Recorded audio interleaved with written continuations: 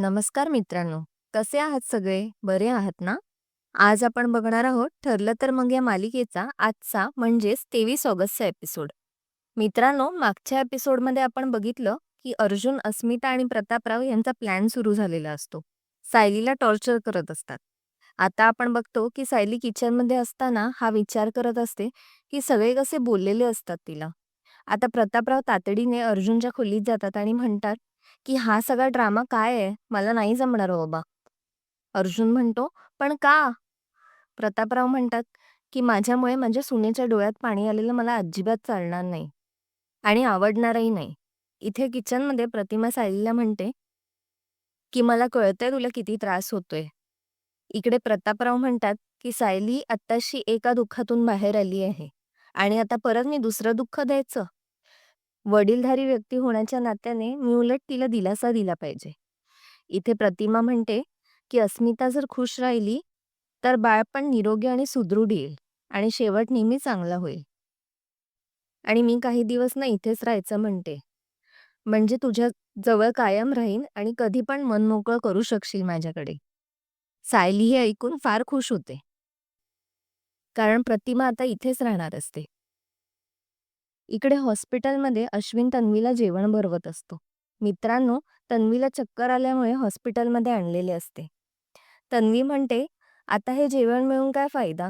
नंतर तर जेलचंच जेवण जेवायचंय ना पुढचे 7 वर्ष. मला नको हे जेवण." आणि ती जेवण जेवायला नकार देते. त्यावर अश्विन म्हणतो, "तिला 7 वर्ष नाही लागणार राहायला. त्याआधीच तू सुटशील." तन्वी म्हणते, "कशी सुटणार? त्या साक्षीला वकील मिळाला कारण तिच्या बापाने खूप पैसा घातला. मला कसा मिळणार वकील? मी इथेच सडून राहणार." अश्विन म्हणतो की मिळेल वकील. आता तू फक्त खाण्याकडे लक्ष दे. मग तन्वी विचार करते की अश्विन ही एकच व्यक्ती आहे जी माझ्या बाजूने आहे. त्याच्यामुळे आता ह्याच्या सोबत राहायलाच लागेल. त्या किल्लेदाराने तर मला टाकून दिलं. इकडे सुभेदार घरात सगळे जेवायला बसलेले असतात. आता तिघांचा प्लॅन चालू होतो. अस्मिता सायलीला मीठ आणायला सांगते आणि म्हणते ही डाळ किती फिकी आहे, साधं मीठ पण नाही ह्याच्यात. आणि जेव्हा सायली ते मीठ घेऊन येते, तेव्हा ती पटकन सायलीला धक्का देते आणि सगळं मीठ तिच्या ताटात सांडतं. आता अस्मिता म्हणते, की "मला थोडंसंच मीठ हवं होतं. ते पण मिळणार नाहीये का? तू तर अख्खी बाटलीच ओतून टाकलीस." प्रतापराव म्हणतात, की "तुझा हलगर्जीपणा वाढत जातोय." कल्पना म्हणते, की "अस्मिता, तुला एवढं चिडचिड करायची गरज नाहीये." प्रतापराव म्हणतो, की "तुम्ही दोघांनी अस्मिताला समजून घेतलं पाहिजे. तुम्ही तर दोघी बायका आहात." सायली म्हणते, "मी तोपर्यंत तुम्हाला शिकरण बनवून आणते." इकडे महिपत आणि नागराज सेलिब्रेट करत असतात दारू पिऊन. महिपत म्हणतो, "2 दिवस माझे खूप त्रासात गेले. मला झोप देखील लागली नाही. जेव्हा पण डोळा लागायचा लगेच त्या मधुभाऊचा चेहरा डोळ्यासमोर यायचा. आत्ता जरा दारू पिऊन कुठे बरं वाटतंय." अजून कोणालाच कळलेलं नाहीये की मीच मधुभाऊच्या पाठीत चुरा खुपसलाय ते. महिपत म्हणतो, "अरे मित्रा, हाफ मर्डर केलंस त्याचं कसलं टेन्शन घेतोय? तू काही टेन्शन घेऊ नकोस, मी सगळं सांभाळून घेईन." त्यावर नागराज म्हणतो, की "त्या चाकूवर तर माझे फिंगरप्रिंट्स आहेत." महिपत म्हणतो, "अरे तुझ्या समोरच त्या नोकराला सांगितलं होतं ना ते फिंगरप्रिंट्स धुवून टाकायला. तू त्याचं काही टेन्शन घेऊ नकोस. तू निवांत राहा. उलट आज जास्त पी. कारण साक्षीला वकील मिळाले. आता डबल सेलिब्रेशन करायला पाहिजे." इकडे प्रतिमा म्हणते, की "अस्मिता, अगर आमटी छान झाली आहे, तू उगाच चाळीला शिकरण करायला लावतेस." मग अस्मिता म्हणते, की "मला आता सायलीचं तोंड बघून जेवायची इच्छा उरली नाहीये. मी रूममध्ये जाऊन जेवते." आणि पटकन उठते ताट घेऊन. सायली बिचारी बावरते आणि म्हणते, "ओ माझं खरंच चुकलं. प्लीज नका जाऊ तुम्ही." मग प्रताप पण म्हणाला, की "मी पण जातो. मला पण नाही इथे बसायचं जेवायला." मग सायली म्हणते, की "जर कोणी आता उठलं ना, तर मी अन्न-पाणी त्याग करेन 3 दिवसांसाठी. म्हणून प्लीज उठू नका." इकडे महिपत आणि नागराज सेलिब्रेट करत असतात. पण तेवढ्यात साक्षीचा फोन येतो जेलमधून. नागराज म्हणतो, "महिपत तुझं बरं आहे बाबा. साक्षीला लगेच जेलमधून फोन दिलास. महिपत म्हणतो, जेलमध्ये एका माणसाला पैसे चारले. त्याने काय लगेच देऊन टाकला फोन. महिपत फोन उचलतो आणि म्हणतो, "अरे लेकरा, मी सांगतोय त्या वकिलाने काम चालू केलंय. तू टेन्शन घेऊ नकोस."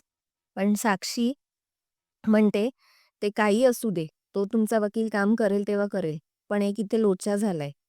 ती प्रिया जेलमधून निसटली." त्यावर महिपत म्हणतो, "काय? पळून बिळून गेली का काय जेलमधून?"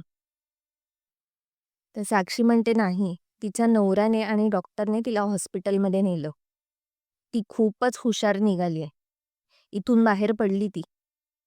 महिपत म्हणतो, "त्या चिचुंद्रीचा ना मेंदू खूप चालतो. संशोधनासाठी द्यायला पाहिजे कुठेतरी. तू काळजी करू नकोस. ती परत जाईल जेलमध्ये." साक्षी म्हणते, "ती यायच्या आत मला इथून निघायचं आहे. इकडे मला एकही क्षण थांबायचं नाही." आणि फोन ठेवते. महिपत नागराजला म्हणतो, की ती प्रिया जेलमधून सुटलीये, पण हॉस्पिटलमध्ये आहे आत्ता. जेलमधून डायरेक्ट हॉस्पिटलच्या बेडवर आराम करते. आता तिच्यावर लक्ष ठेवायला लागणार आहे. आता इकडे सायली जेवायला नकार देत असते. कारण सगळे आपल्या ताटावरून उठून गेलेले असतात. कारण तिला असं वाटतं की तिची चूक आहे. मग प्रतिमा सायलीला म्हणते, "तू हट्ट धरू नकोस. प्लीज जेव." हे सगळं होत असताना जिन्यावरून अर्जुन आणि प्रतापराव चोरून बघत असतात. आणि प्रतापरावला खूप वाईट वाटतं, की ह्या अशा सगळ्या गोष्टींमुळे आणि त्यांच्या प्लॅनमुळे सायली बिचारी भुकीच राहिली. मग अर्जुनला ते सांगतात, "आता तू ह्याची काहीतरी व्यवस्था कर, की सायली नक्की जेवेल. तू जेवू घाल तिला." अर्जुन खाली येणारच असतो तेवढ्यात त्यांना कल्पना दिसते. ती येते आणि सायलीसाठी ताट वाढत असते आणि म्हणते, की "आज जे काही प्रकार झाला त्यात तुझी काहीच चूक नव्हती. अस्मिताने उगाच पऱ्याचा कावळा केला. तुझा काही दोष नाहीये. तू उपाशी का राहणार?" मित्रांनो, आजचा भाग इथेच संपतो. पुढील भागात दाखवतात, की अर्जुन, सायली आणि अस्मितामध्ये चढाओढ चाललेली असते. कारण अर्जुनला सायलीला घेऊन जायचं असतं बाहेर आणि अस्मिताला तिला शॉपिंगला. मग कल्पना म्हणते, की बरीच खरेदी तशी पण झालेली आहे. त्यामुळे अर्जुन, तू सायलीला घेऊन जा डेटवर. सायली इतकी खुश होते, की ती कल्पनाला जाऊन मिठी मारते आणि एक पापी देते. थोड्या वेळाने सुभेदार घरात आपण बघतो, की अश्विन तिकडे येतो आणि म्हणतो, "मी जरा आता बाहेरून आलोय, पण मला परत जायचं आहे. मी फ्रेश होतोय तोपर्यंत हॉस्पिटलसाठी एक डबा तयार करून ठेवा." पण सायलीला जसं कळतं, की हा डबा प्रियासाठी जातोय, तेव्हा ती नकार देते. ती म्हणते, "माफ करा अश्विन भाऊजी, पण मी डबा देणार नाही." जी माणसं खाल्लेल्या मिठाला जागत नाहीत, अशा माणसाला ह्या घरातून डबा जाणं शक्यच नाही. आजचा भाग तुम्हाला कसा वाटला हे नक्की कमेंट्समध्ये सांगा हां. तोपर्यंत बघत राहा ठरलं तर मग.